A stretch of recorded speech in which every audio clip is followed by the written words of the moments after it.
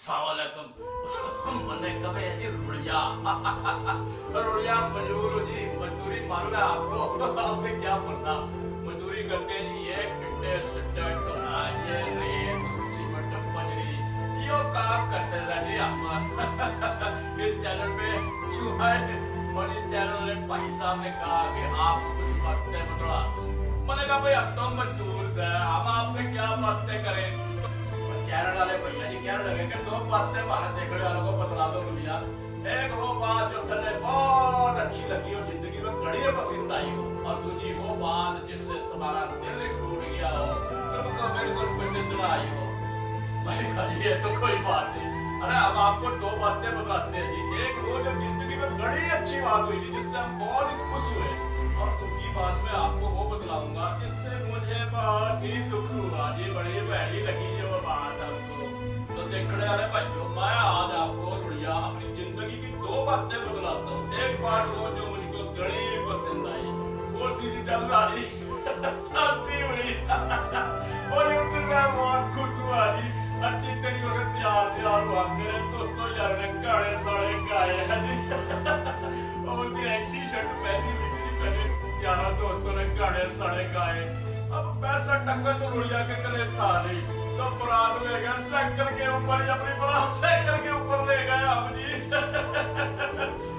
और अब हम आपको वो बात बताते हैं जी दूसरी जो हमारी जिंदगी में बहुत ही खराब बात हुई जो हमको घनी पसंद नहीं आई थी है कि तब हमारा दिल ही टूट गया जी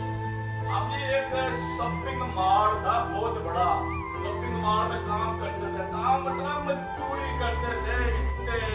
सीमेंट रेत ये सब ढोते थे पत्थर दिन यार मजदूरी करते थे 4 साल तक वो माल पड़ता ही रहा हमने भी जम के मजदूरी की हमने कहा इतने बड़े काम में रुड़िया तेरा भी हाथ है हमको वहाँ काम करके बड़ा मजा आवे थी हम जम के मजदूरी की है जी वहाँ वही दीवार के दोहरे बैग रोटी खा लेनी वही रात को सो जाना 4 साल हम उसी 4 दीवारी में रहे दीवारें भी क्या ये ऊंची दीवारें छत को वो समानों से बातें करती सकती अरे मैं आपको क्या बताऊं जी मेरे जैसे और भी बहुत सारे मजदूर वहाँ काम करते थे जी हम पूरा मजदूरों का टब्बर थे जी पूरा एक समझ ले के पूरा कबीला हमारा था वहाँ का 14 अगस्त पाकिस्तान की सालगिरह मैंने अपनी बीवी से कहा कि चल तुझे माल दिखा के लाते हैं अरे इस माल में हमने काम किया हुआ है बड़ी रौनक होगी वहाँ पे गुड्डे गुड़ियों जैसे बच्चे अंग्रेजी मैड में सिर के ऊपर गाँव का ढोसला बनाया हुआ और टाइयां लगाई किटपिट करते सब इतनी रौनक मेला होगा कि दिल खुश हो जाएगा घरवाली कहने लगी कि चलो फिर चलते हैं माल में साइकिल पकड़ी पहुंच गए वहाँ पे लेकिन क्या जी वहाँ माल में हमको जब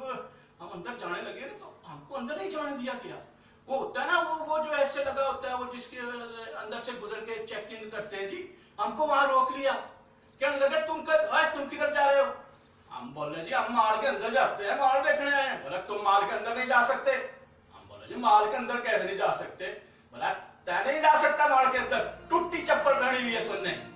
हमने कहा अरे भाई साहब हम तो बचपन से टूटी फुट्टी जुतियां पहन कर रहे हैं टूटी चप्पल हमारे कने है और उड़िया के कने टूटी चप्पल है भाई इसी के साथ जाएगा वो कहने लगे नहीं जा सकते तुम अंदर हरी तो पतलून भी फटी हुई है हमने कहा तुम हमको कैसे रोक सकते हो हैं और ये माल हमने बनाया है अपने हाथों से काम किया भाइयों ये माल हमने बनाया मन ने बनाया ये माल वो हमको देख के हंसने लगा जी सारे गुड्डे गुड्डियों जैसे बच्चे